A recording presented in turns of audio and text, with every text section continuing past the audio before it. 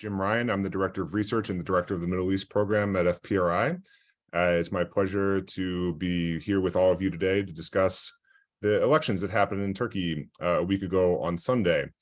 We're going to be getting into a discussion today about what happened in the elections, why it happened, what it means for Turkey's foreign policy outlook, and many, many more topics, or as much as we can squeeze in an hour. Before I get started, I do want to thank the members of our board of trustees, our donors, our supporters. We do all this for free for everyone to enjoy and learn from. It is not free to us, so we want to make sure that I want to acknowledge, first of all, everyone who supports FPRI and the work that we do. And if you're in the audience and not already a supporter and want to consider supporting the work that we do, there'll be some handy links in the chat for learning more about the work that we've been doing, and we'll continue to do with you long into the future. I also want to note before we get started, we have just posted a great suite of essays reacting to the elections from a set of 6 different scholars, myself and Selim Koru, who's with us here today, included. You will find links to that in the chat, and I highly encourage you to check that out. It's a really fascinating group of perspectives on specific issues related to the election and Erdogan's new term in Turkey's future. All right, so as I said from the top, a week ago Sunday, Turkey held its first ever runoff elections for president. Recep Tayyip Erdoğan won by a margin of about 5 points over his challenger, Kemal Kılıçdaroğlu, to continue his hold on power into a 3rd decade. The election contest was seen as volatile and portentous even before deadly earthquakes struck Turkey in February, demolishing over 70,000 buildings and claiming in excess of 50,000 lives. And since Turkey has been sliding into a balance of payments crisis for the better part of the last decade, that's been coupled with de-democratization and growing weariness with the burden of hosting refugees from Syria and other parts of the greater Middle East. Turkey's opposition parties united against Erdogan in unprecedented fashion, and for a while seemed to be ably constructing a wide popular front against Erdogan with a diverse coalition of support from Kurdish parties to Islamist parties to ultranationalist parties, and leading Erdogan in most polling before the first round of voting held on May 14th. Erdogan's victory has thrown the opposition into disarray, but also following this past weekend's announcement of significant shuffling within Erdogan's cabinet of ministers, there are some signs that Erdogan's policies may change in the short run, at least. So we're going to get into all of these issues today with 2 fantastic scholars. First of all, we have Seren Selvin Korkmaz, who is the executive director of the IstanPol Institute, one of Turkey's leading think tanks. And we also have Selim Koru, who's a familiar face to us all here at FPRI and as a senior fellow. Selim, thank you for joining us. Thank you. Yeah, thanks for having us. All right, so let's get into it. Seren, I'm going to turn to you first with a couple of questions in the post-mortem on the election. What was to you most surprising about the turnout data that we've seen from the election? Who voted, why, and where? Maybe how do we account for Erdogan's success in the earthquake zones? Something that I think surprised a lot of people. And perhaps we can also comment on the sort of nationalist turn that the opposition parties took ahead of the second round of voting, especially. Well, thank you, Jim, and also thank you for the invitation. Actually, it was a really surprising electoral results for Turkish people. First of all, even though it was assumed that President Erdogan can win this election, it was first of all assumed that he can win in the second round, but in the first round, the opposition will be the leading. Mr. Kılıçdaroğlu will be the leading actor in the first round. That's why the electoral results in the first round was totally surprising for the all actors in Turkey, because all of the polls mainly suggested that, most of them actually, except 2 or 3, presumed that in the first round, Mr. Kılıçdaroğlu will be the first. That's why it was shock for the opposition to get these results. That's why they first of all have to change their all electoral strategy for the second round. But let me explain what are the leading strategies of Erdoğan, which works, and the opposition, which couldn't be worked. First of all, President Erdoğan has 3 strategies to manage the loyalty. He tried to give the sense that if you obey me, the supporters of the AKP, the supporters of the Erdoğan, if you support me, you will still benefit from the state resources. But if you do not support me, you will get punished. So he tried to manage the loyalty, first of all. And secondly, he well managed the perception. This is related to 2 issues. First of all, he tried to give the message to the earthquake hit zones that only President Erdoğan can ensure the rebuilding of those cities. And by using state resources, he well acted in those provinces. That's why, despite all of the presumptions before the elections, I still believe that President Erdoğan can get the support of those cities, and especially he won the 9 out of 11 provinces in the earthquake zone by managing these perceptions. And third one, fear-based campaign, and it's also related to managing perception, because he tried to give the sense that the opposition is coordinating with the PKK, the terrorist organization, and also he tried to terrorize the opposition figures like pro-Kurdish parties. So that it seems that his strategy really worked in the polarized Turkish society, in polarized political atmosphere. And on the other hand, the opposition tried to, they have also 3 strategies. One is the unified opposition, as you explained, that they try to bring all different ideological political parties together, but it created some limitations for the opposition. But it was the main thing that they have to do for this election because of the Turkish electoral system, to ensure that 1 plus 50% of the votes. And secondly, they tried to create a vision alliance. However, I mean the vision of foreign policy, vision of the economic management, vision of the parliamentary system, transition to parliamentary system. But it seems that after the election, when I look at the all research, when I try to understand the electoral results, this was another shocking issue.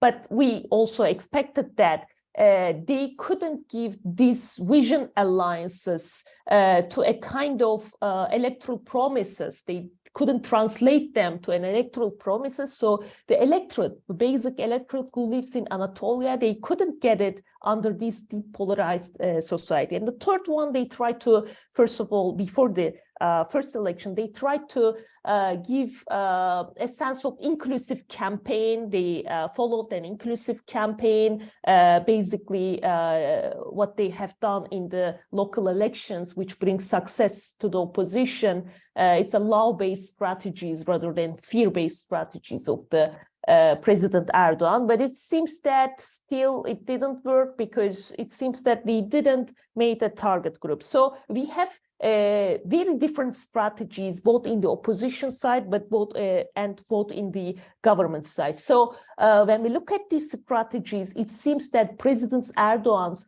fear-based strategy and his emphasis on ensuring the stability still worked, even though his support is really fragile. And one thing that I would like to underline, maybe we can discuss and open up during the Q&A session, his strategy to create his own opposition within his bloc is worked. Because in Turkey, under this polarization, actually there are frozen blocs. One, supporters of the opposition, on the other hand, supporters of the government. So even though people in the earthquake hit zones, they didn't support the Erdoğan's party AKP because, but they supported President Erdoğan. So he became resilient.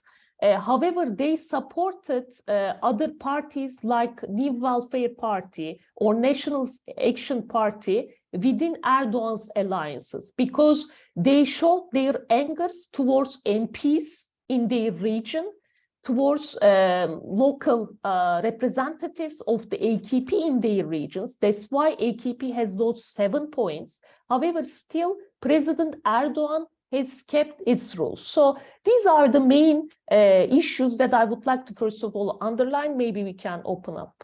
Yeah. Excellent. Thank you so much, Seren. And yeah, I think that was definitely one of the more interesting developments is the differentiation between support for Erdoğan, really strengthening or hardening on the one hand, and support for his party weakening a little bit, and votes getting spread out among the alliance.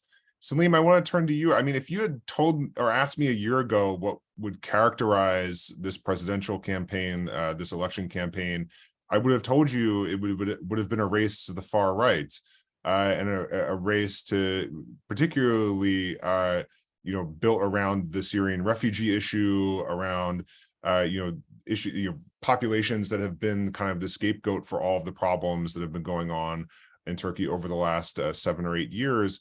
The campaign that we witnessed before the first round didn't seem to be quite that way. And then it turned into that kind of campaign in a very, sort of compressed way in between the 2 rounds of the elections in those 2 weeks. What do you make of that? And, how do you think the sort of farther right actors that now are really empowered in parliament and within this government felt about that campaign, prior to the first round? Yeah, Jim, I've been thinking about this. I've been thinking about sort of how we think of the far right, because far from what exactly? Where it's a measure of distance from some center. That's the center right politics, right, or centrist politics. What happened in Turkey is that the past, so in the recent past, in the 20 years. The far right of the Kemalist era, right, or of the post-Kemalist era, shall we say, is in power, right? And they are no longer the far right, really. They are now the center, right? And now it's created this new far right, which is the might call them the pan-Turkic far right, or just the pan-Turkic nationalists, or we could call them the Turkic nativists, right? Which would be sort of in line with what's going on in Europe. Because, I mean, this is an issue that a lot of people are struggling with, especially looking at Turkey from Europe. In the European context, right, the way you look at politics is you have this sort of far right element, and they are usually very strongly anti-immigration. And when you look at Turkey, right, the strongest right-wing force is President Erdoğan's sort of bloc, right, and they are pro-immigration, right, which confuses a lot of people. So what's happened is this. Erdoğan's bloc is looking at things in a sort of civilizational way, similar to a lot of governments in Eastern Europe today, especially Hungary and Poland. Hungary and Poland are very strongly anti-immigration, right? But they're anti-immigration from the Middle East, Asia, Africa, right? When Ukrainian refugees came in, they were okay with that, right? So it's looking at things in the civilizational manner, right? And the Erdoğan palace looks at it in a very similar way. They think, okay, we're in this sort of Islamic civilization, right? And workers coming in from other Muslim countries, that's okay. That's mostly Muslim countries, that's okay with them. And also, there's a very strong economic rationale to this, right? That they drive down wages, and that's very good for business, especially for exporters. Now, what happened in this election is that in the first round, as you said, I'm sort of getting to it. In the first round, the opposition, as Seren also pointed out, wanted to have this sort of very, very soft quasi-liberal strategy where they didn't think too much about migration. They didn't use very tough language. At the same time, they were sort of clear to say they wanted that vote, right? And they were clear to say, listen, we are more anti-immigration than the government, and we have a plan to get the immigrants out. But they didn't do the very strong things that they could have done in that round. In the second round, when they were down by about 10 points from Erdoğan, it was a huge gap. They went and shook hands with Ümit Özdağ, who is the leader of the sort of anti-immigration party here in Turkey. It's the Victory Party, he calls it. It's a sort of small disruptor party that's known for being extremely anti-immigrant. And by doing that, they were able to get this sort of the nativist vote. But they did it like 3-4 days ahead of the vote. But even that was very effective, I think. Of course, the data is yet to come in, and I'm sure that people will analyze it in the coming weeks and months. But yeah, going nativist in that way probably earned them a few points, even though it probably lost them a few points in the Kurdish provinces. But yeah, that's been the story. So there's a right-wing coalition that used to be called FPRI, and then there's the opposition coalition that's now in league with the new far right, let's say, element in the country.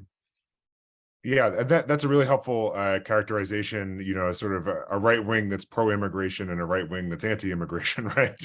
in a way, right?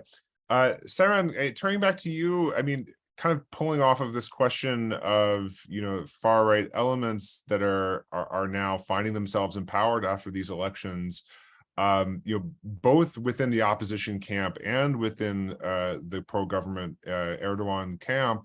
You know, we have parties like Hüdapar, who are an Islamist Kurdish party that has, you know, never had MPs in parliament before, now has, I think, 4 MPs in the parliament, aligned with Erdoğan. You have the new Refah, or New Welfare Party, a reinvigoration of an old party that used to be very closely associated with some of the same folks Erdoğan himself was associated with back in the 1990s. And, you know, and then you also have, you know, the prominence of this sort of nationalist presidential candidate, Sinan Oğan. You have Ümit Özdağ, as Selim was pointing out, with a new prominent role within the opposition. What do all these actors expect? And what are they likely to get in Turkey's new government? Well, first of all, when we look at the government side, you know, you have included so many actors in the government side, but there are so many actors in the opposition side. But the main issues that we have to underline that this year, both the government has so many, there are also in the right-wing nationalist and Islamist, but also the we can see that with the including of Hüdapar, the Islamist, and also with including of Sinan Oğan and other actors, the nationalist tone of the government is more visible with all of these actors. And in the parliament, actually, not only on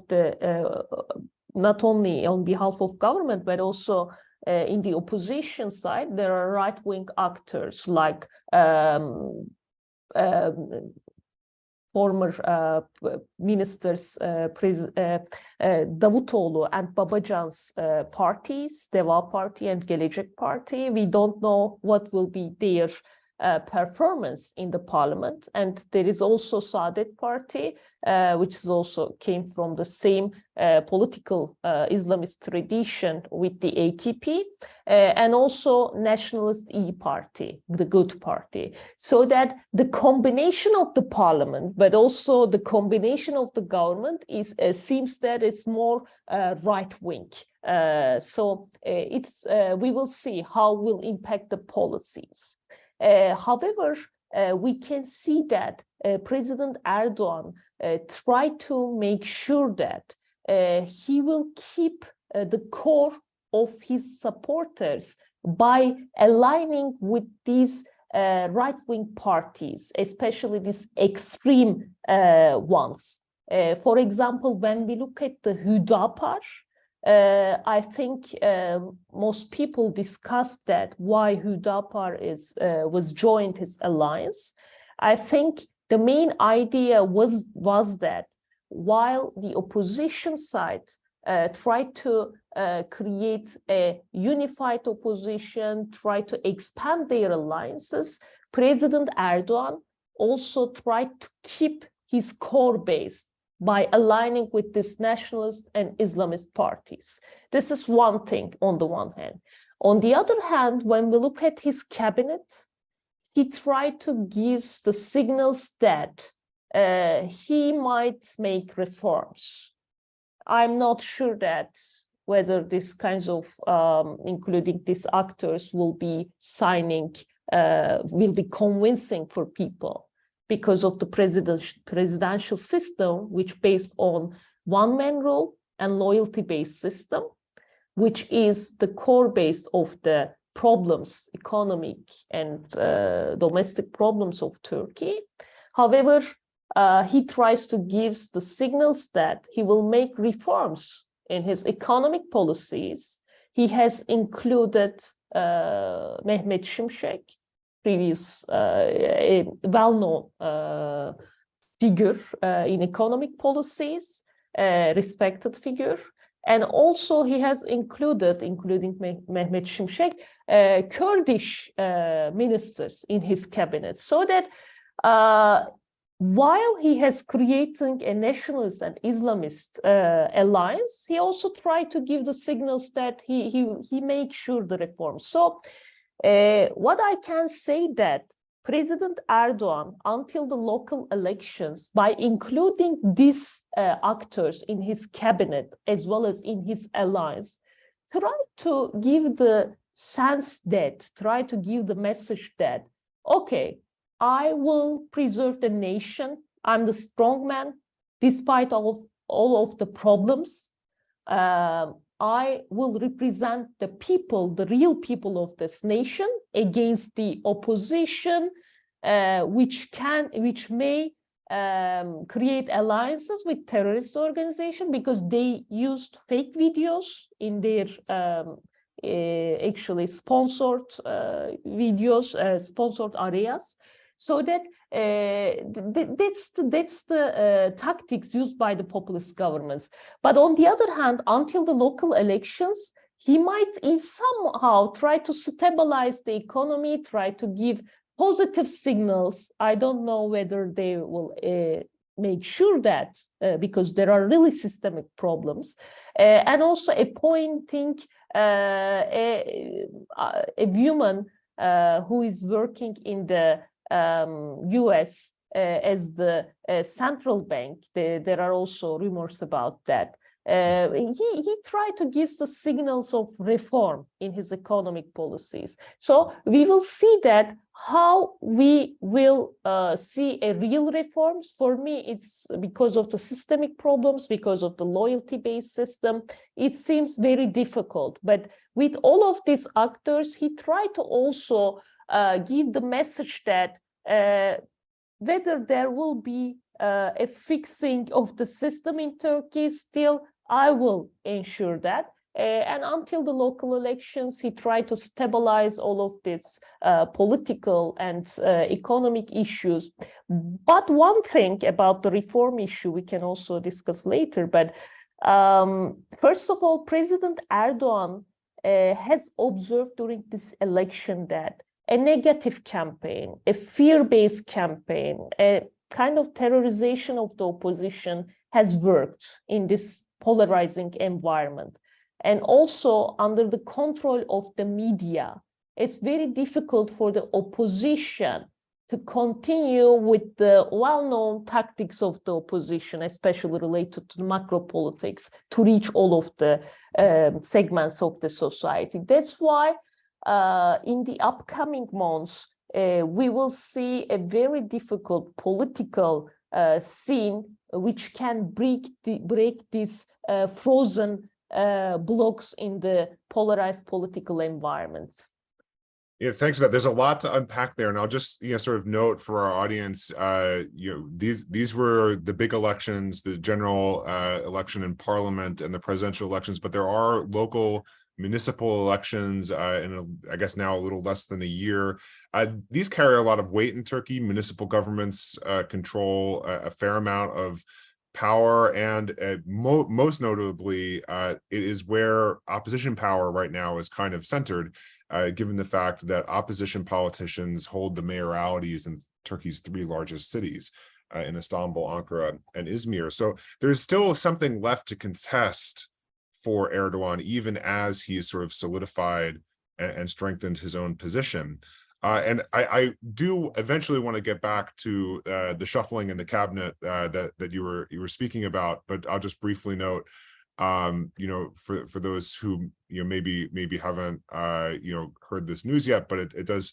Over the weekend we got an announcement of who will be taking new positions in the cabinet, and that's included, as Seren pointed out, the return of Mehmet Şimşek as finance minister. He left that post in 2018. The move of Hakan Fidan, who is the chief intelligence officer in Turkey, to the foreign ministry, and the appointment to that vacated post in the intelligence agency of Ibrahim Kalin, who has been serving as a very close advisor to Erdoğan for a very long time. All 3 of these characters are very well known in the West. They're not necessarily opponents of Erdoğan's worldview necessarily, but they are the folks who have relatively good reputations, as far as you can say that, outside of Turkey. They most of them, I think all of them, speak very good English. They have relationships, but there are definitely signals being sent there. Selim, I want to ask you about one issue in particular, and this is going to move us kind of into the foreign policy element a little bit.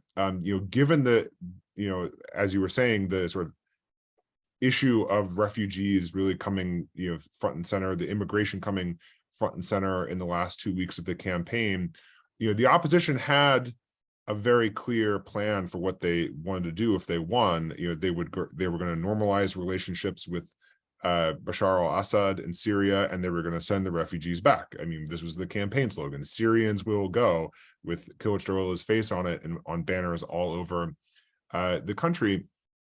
Erdoğan, by contrast, has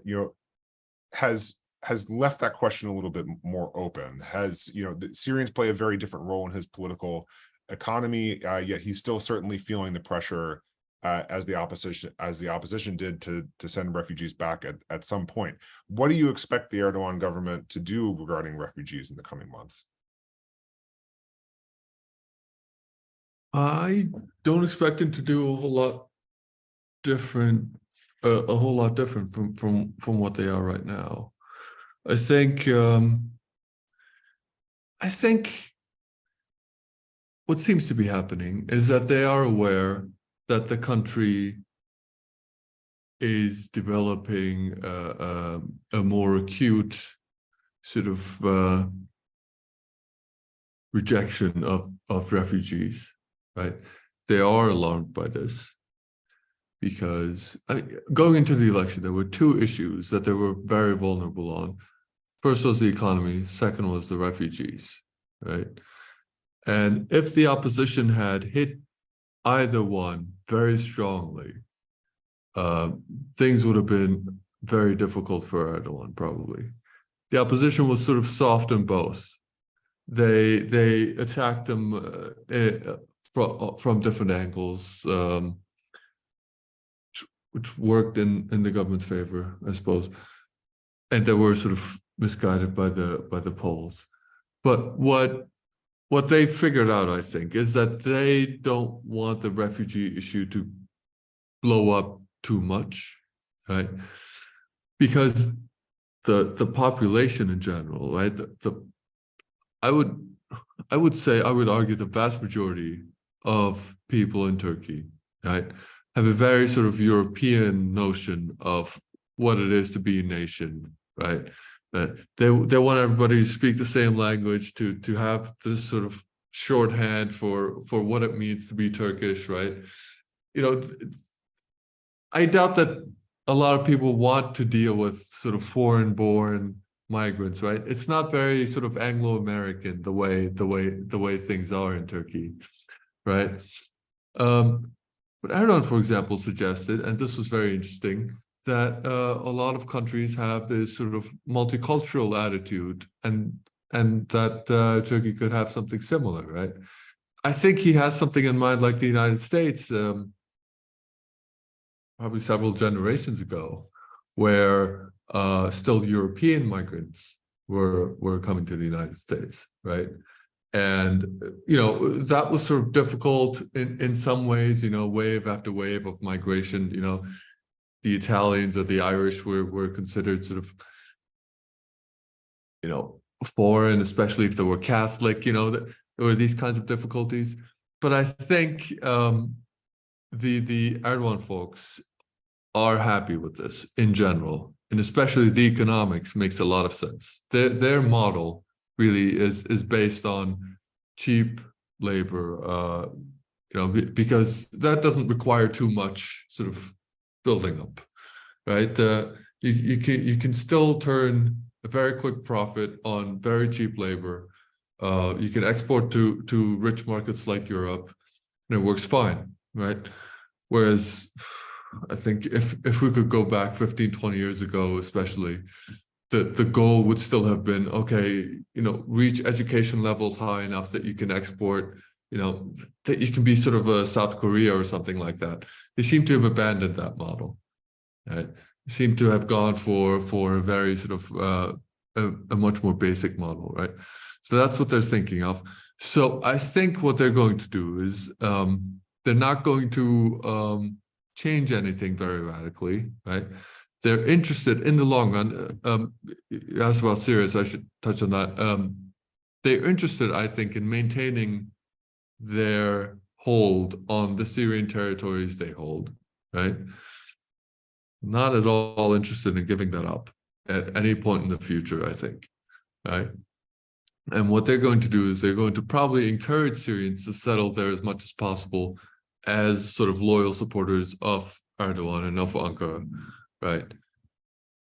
And maintain what they have and continue this trickling in of migration, probably try to control it a little bit, probably try to channel it to more rural locations, right? Less to the cities.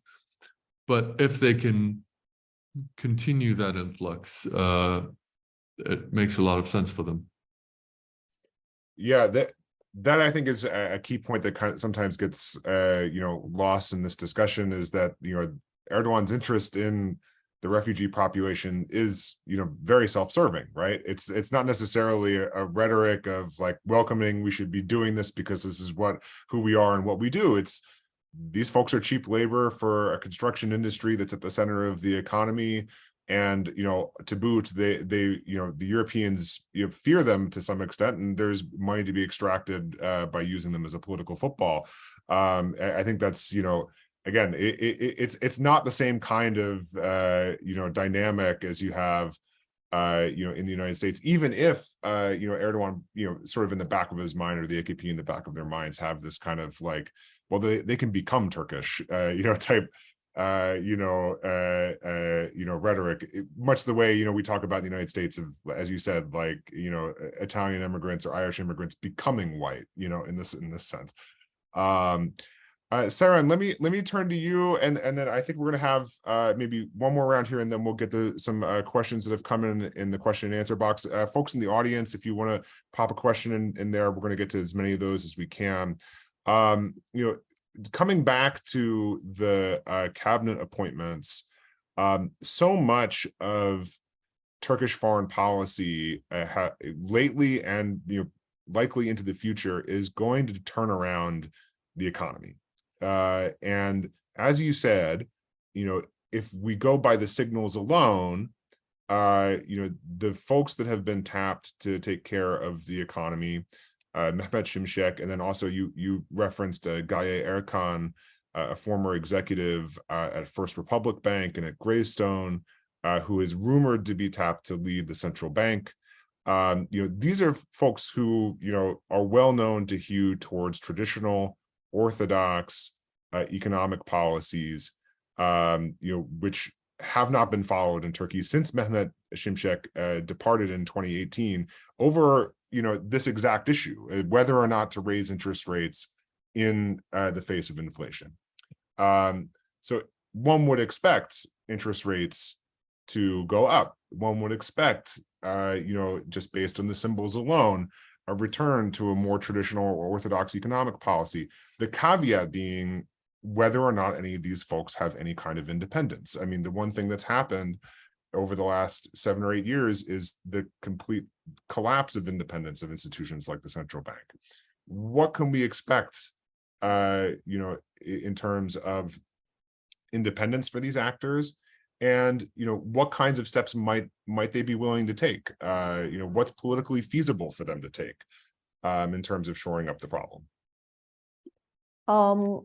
Actually, for example, appointing of Mehmet Şimşek as the finance minister, it's a good signal for the government. At least there is a hope for the reform. At least there is a hope for the independence of economy issues, or there might be stability, there might be a hope for returning to the orthodox policies. Probably it's expected. And Erdoğan is a pragmatic leader. When we look at the Erdoğan's policies, he still tries to insist his own policies, but when he has troubles, he can turn easily. We can see these kinds of issues in his foreign policy as well as in the economic policies. However, the main problem is related to the systemic problem of Turkey, because it became Erdoğan's main trouble, the presidential system. President Erdoğan has initiated the system probably by assuming that it will give him more power, but it becomes President Erdoğan's Achilles heels. Because when we look at the economic policies, when we look at the troubles in foreign policy, and when we look at every single domestic political areas, we can see that the hollowing out of the institutions is a really problem without any political choice. And also he gets problems. He faced problems in the earthquake hit areas, because the institute, whenever there is a problem, even there is a natural disasters in Turkey each year, because of the hollowing out of institutions, because of the deinstitutionalization in Turkey, even in this kind of urgent situation, the governments have problems. But also it related to the humans, right? So people lost their lives. So that's why I believe that the presidential system has created a trouble for Mr. Erdoğan himself. That's why, even though he appoints different people, as we have also seen in the previous years, there were also well-known figures in the economy, in the finance ministry, or in the central bank. The problems is related to the systemic problems. The problems is related to the independence of the central bank. so that without ensuring check and balances in the system, without ensuring the reform of the system and actually transformation of the system, I'm not sure that there will be stability in Turkish economy as well as in Turkish domestic policy. And also related to the foreign policy issue, actually the main promise of the opposition parties is just instituting a foreign policy that's not based on domestic political calculations, right? It's the reinstitutionalization of the foreign policy.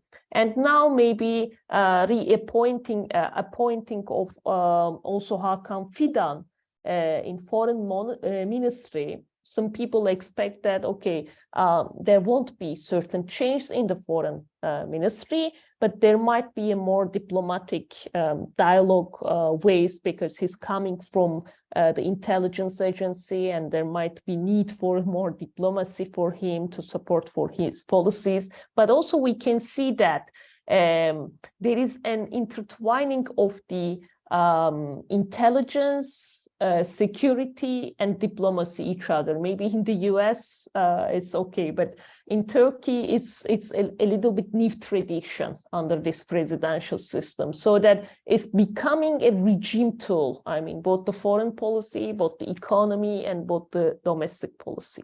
These are the main issues. And second issue is related that whether certain actors will achieve certain political achievements in the upcoming months. But how about Turkey's rule of law?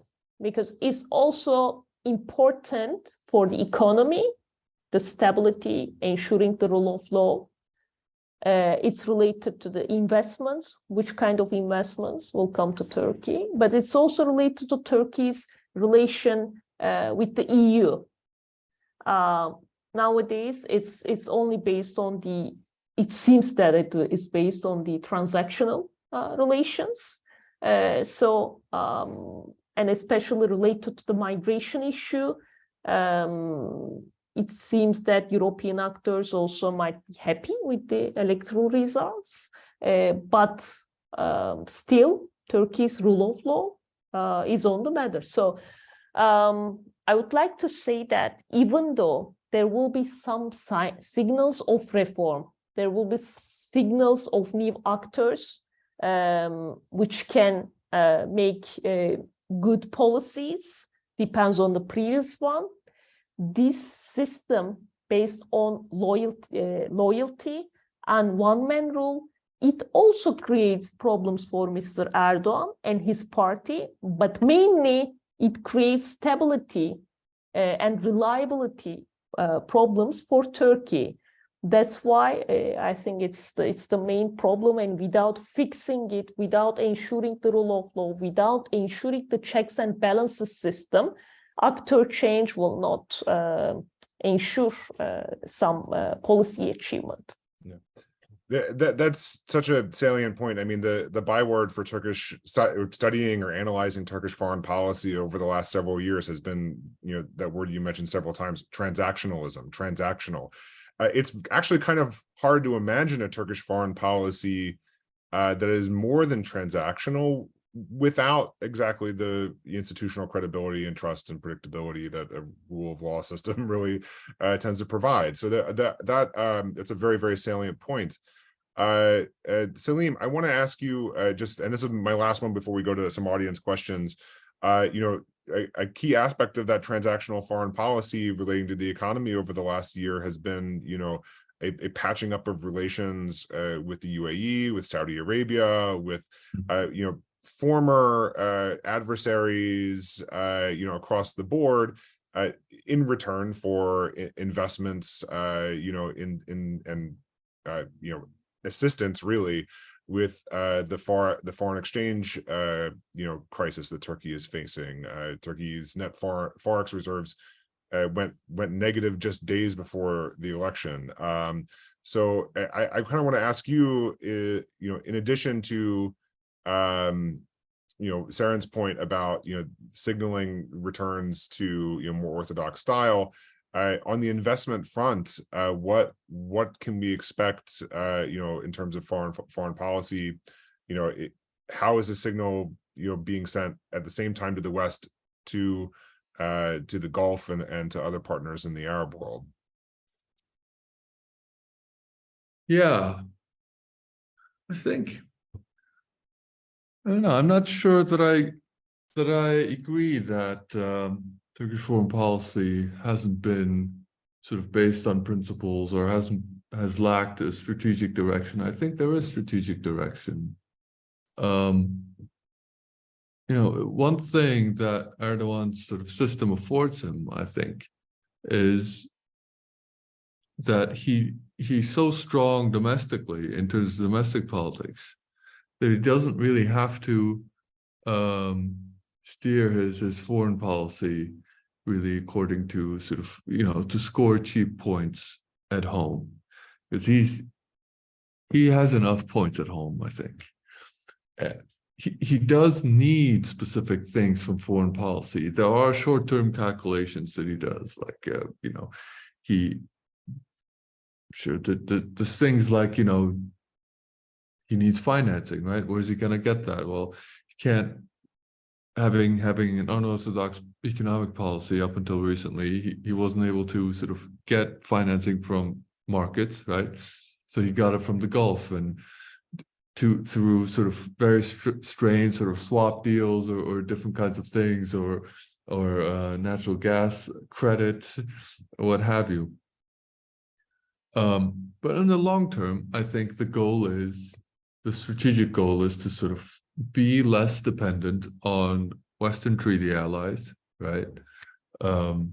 Achieve this place where you're not too dependent on any one sort of source of technology or income, right? Because those are the two things that you need: money and technology, right? In order to build up your vision of the future, you need money, technology, maybe sort of institutional know-how, right? That sort of thing is also important. And that's what the Gulf has, one of those things, which is money, right? Lots of liquidity, lots of sort of floating around, and they're not too stringent with it, right? What's been happening in Turkey, especially in the last few years, is that lots of Gulf money coming in, just buying up real estate, left and right. It drives up housing prices, drives up all sorts of sort of industries as well, right? And we saw that really clearly before the election, right? Leading up to the election, the Gulf was following this very closely in a way that is very unusual. I mean, in Turkey, we're all kind of used to sort of Western countries following our elections, right? But this time, the Gulf was following just as closely, and they were really rooting for Erdogan in a way that that was very obvious. And there's some naturalized citizens from the Gulf, of course, who were also voting, and that sort of became an issue, right? So really seeing Turkey sort of opening up to different regions now. It's not only focused on the West anymore, right? And in that sense, of course, this Hakan Fidan being the new foreign minister, and I assume that he has very strong relations with various people in the Gulf, and that sort of thing will be a key priority, I think, for him going forward. Excellent. Thanks so much, Selim. And to be clear, I think, I agree with you in terms of like a grander strategic direction here. But again, the move by move basis, has very much been driven by transactionalism over the last year, precisely because of the balance of payments crisis, like you pointed out. So let's turn to some audience questions here, and folks, we've got about a dozen or so questions in here, but please, I'll try to synthesize as many of them as I can. If you want to pop more questions into the Q&A, I'll be very happy to take a look here. So a lot of foreign policy oriented questions. So I want to kind of stitch a few together. I think one of the major issues that's come up here in a couple of questions is the accession of Sweden, to NATO, which is something Turkey has been holding up for the last year and change since the Russian invasion of Ukraine and their application. For folks who might need a quick recap on this, Turkey basically agreed to admit Finland to NATO before the election, separately from Sweden, and has been holding up Swedish accession with a number of demands to extradite members of the PKK.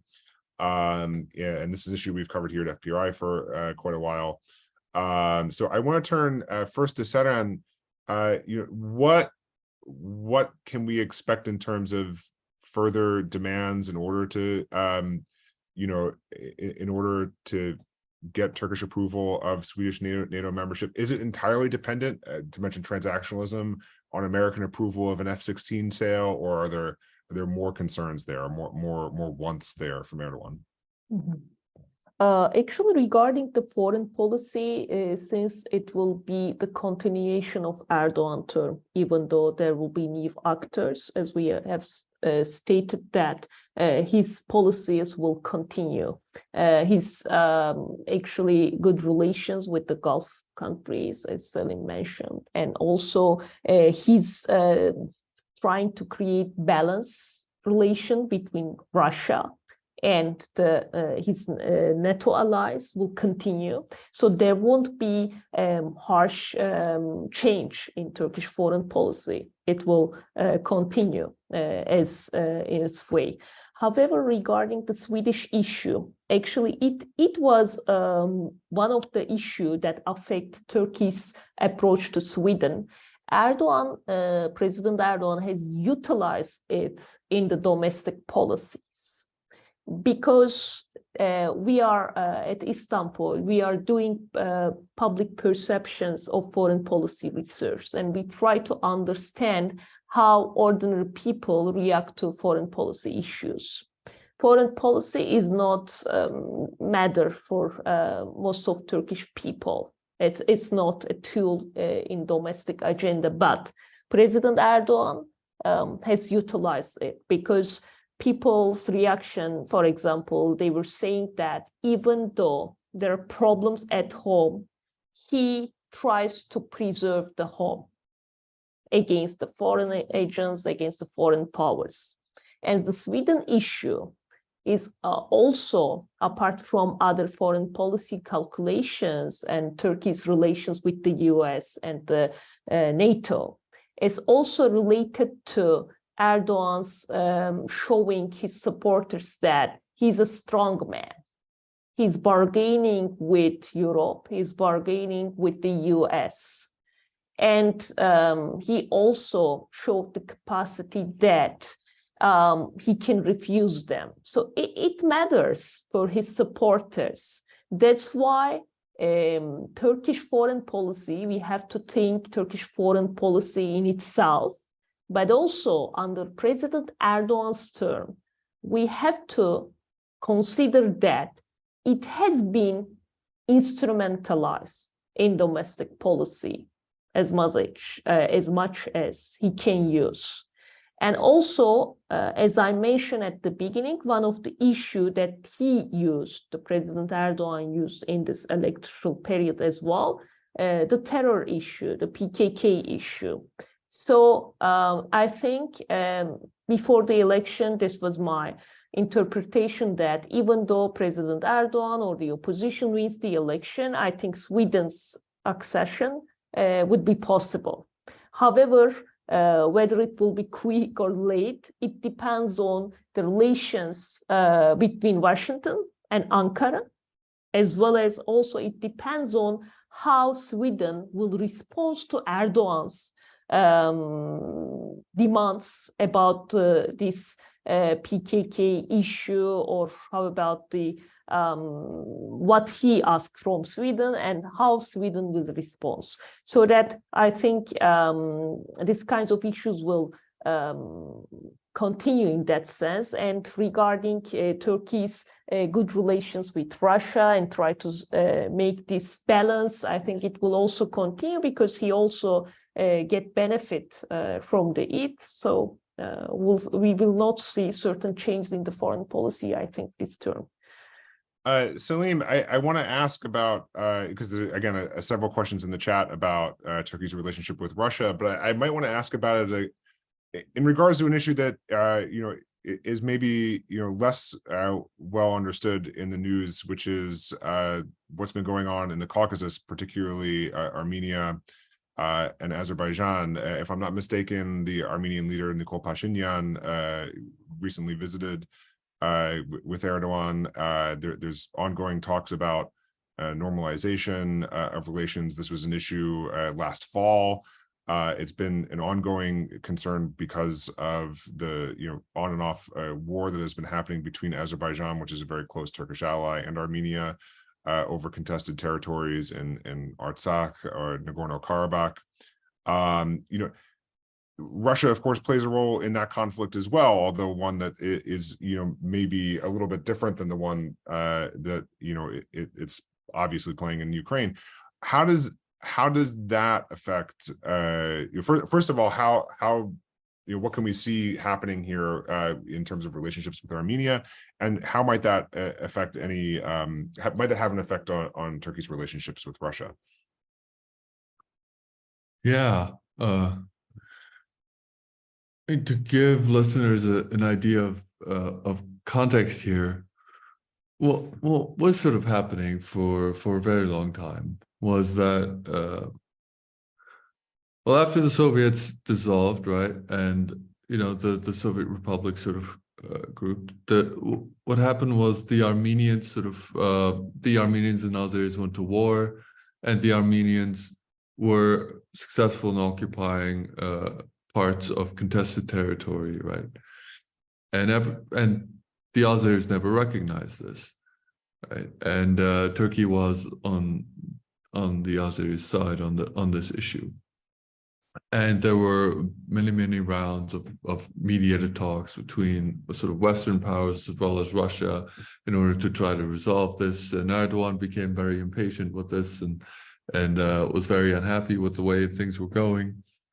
And recently, now that Turkey has much developed military capabilities and sort of a penchant for using them in different conflicts, it had been arming the Azeris, and Turkey had been sort of working with the Azeris. Well, not that they need a whole lot of help in procuring armament, but Turkey was in their sort of planning the details, I believe. And Russia also has been, weakened, I think, by the war in Ukraine, and it had been it was in a bargaining process with Turkey on several different fronts, right? And Turkey saw an opportunity, I think the Azeris as well, to sort of restart that war with the Armenians, because the Armenians, their sort of patron is Moscow, right? Moscow is sort of arming both sides of that conflict, and sort of is a very important power for both sides. But Turkey was, and the Azeris were able to restart the war, retake Nagorno-Karabakh very quickly, right, and put pressure on the Armenians. And the Armenians now, it seems to me, are finding themselves facing Turkey and Azerbaijan with a diminished Russian presence, or a diminished Russian interest, really, it seems, because the Russians don't seem to be as interested in sort of protecting the Armenians as they used to be, right? So it seems like the Armenians need to find a way to make nice with Turkey, right? And that's why President Pashinyan, I think, was in Ankara for Erdogan's inaugural ceremony, sort of trying to make nice, trying to rebuild relations and sort of negotiate, try to find connections in Ankara, I think, in order to negotiate, I think, for their sort of future, a new normal. Right. Yeah, that makes a lot of sense. Okay, so we have time for maybe one more quick question, and I'm gonna put it to Seren, because we had a question here about how Erdoğan might pursue constitutional changes in this upcoming term. He is technically term limited. This is technically his last constitutionally allowed term until 2028. If he wished to lift those term limits, he would have to push through constitutional changes, and he'd need something like a supermajority in parliament in order to do that.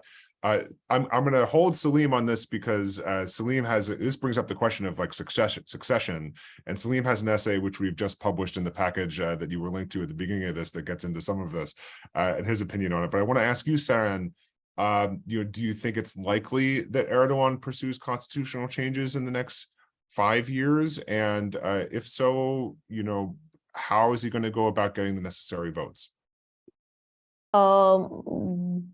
First of all, Erdoğan can use this constitutional change or referendum issues to again go to the polls and support take the support of his voters, because he mainly used this going to electoral boxes issue as a populist leader to show his legitimacy and mobilize his base, especially if there will be a constitutional change related to the identity issues. It might mobilize his base. Before the elections, there were issues mainly brought up by Mr. Kılıçdaroğlu about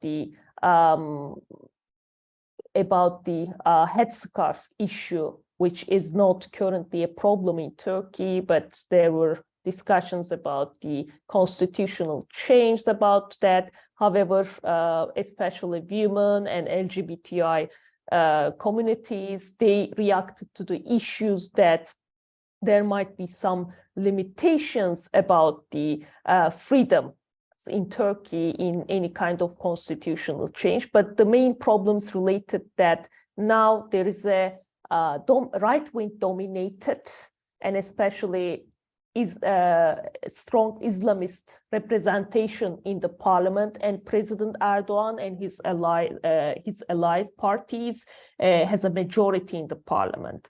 There are discussions about what will be the positions of the right-wing allies of the opposition bloc, so that how will they support or not. So if President Erdoğan support a small numbers of these opposition groups in any certain chains, he might achieve to do that.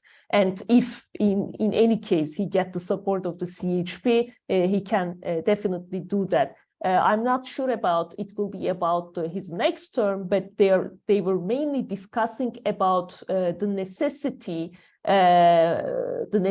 number to gain the presidentialism, because for the AKP it's also difficult to ensure that 1 plus 50% voice. They were discussing to decrease it, for example, 1 plus 40%, so that there might be some discussions about that in the upcoming days. We have to see what will be the position of the opposition blocks, because it was unified before the elections, but we will see that it will be definitely divided after the elections. So their support to the AKP will be a crucial point in that kind of constitutional amendments. All right. Unfortunately, I think we have to end it there because we're just about over time. But I want to thank Selim and Seren for joining us again, from late night in Turkey, although I know it's actually prime time, you know, even though it's after 10 o'clock or 11 o'clock there. Once again, thank you to our supporters, our donors, our trustees who help support the work that we do. Please check out the links in the chat to the package we just of essays that we just released. We'll try to link to that on the YouTube page as well. And we'll see you again very, very soon. Thank you guys both.